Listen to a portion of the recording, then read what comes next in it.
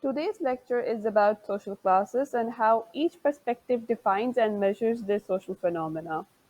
Social class is basically a system of stratification where individuals are arranged in a hierarchy based on their wealth, status, power, other personal circumstances, sometimes even on their religious beliefs. Each perspective, whether it be the functionalist, the Marxist, or the feminist, has its own explanation of the social phenomena. So let's start the lecture with this quotation from one of the literature's finest dystopian novels, 1984 by George Orwell. So the party seeks power entirely for its own sake. We are not interested in the good of others. We are interested solely in power, pure power.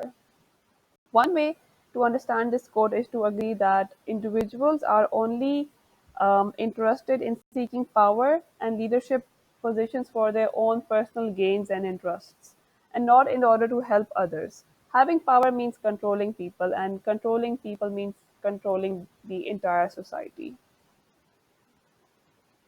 The functionalist explanation lies in the Davis-Moore thesis, according to which some occupations have given more status or have to be paid more because those jobs are harder to carry out. So, social class serves as a function in society, a value system which allows people to be ranked, and this way, all the jobs are carried out in our society. Whereas the Marxist explanation typically believes that since the bourgeoisie owns the means of production, they continue to exploit the working class. Their wealth and status remains on the top of the social stratification. Apart from these two social classes, there is another social class that comes even below the working class. They are known as the lumpen proletariats.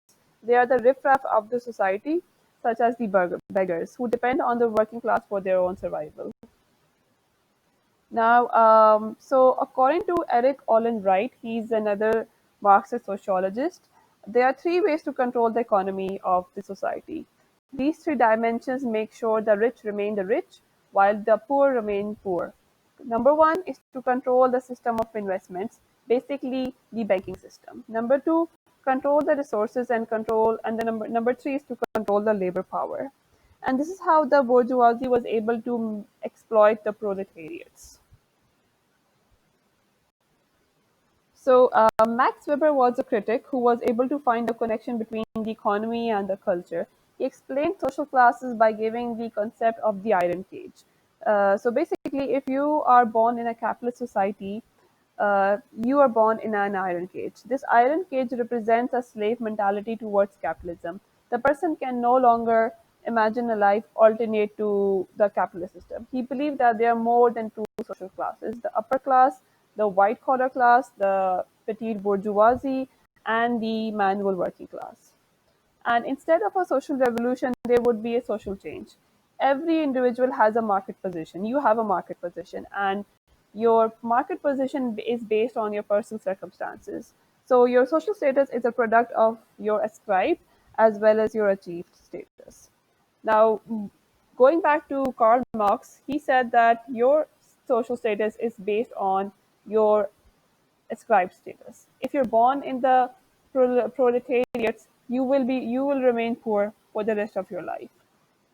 Okay, so let's end this lecture with an activity. I want all of you to think of the ways where how Max Weber and Karl Marx were different um, in their explanations of the social phenomena. Annotate the screen and write down all the points.